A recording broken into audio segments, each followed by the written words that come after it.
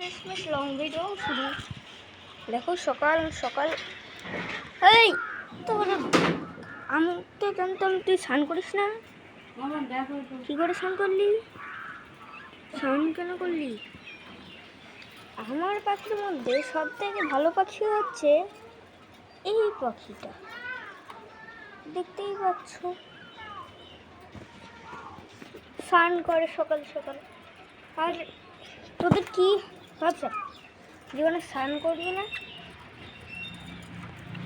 শুধু কি ওই স্নান করবে,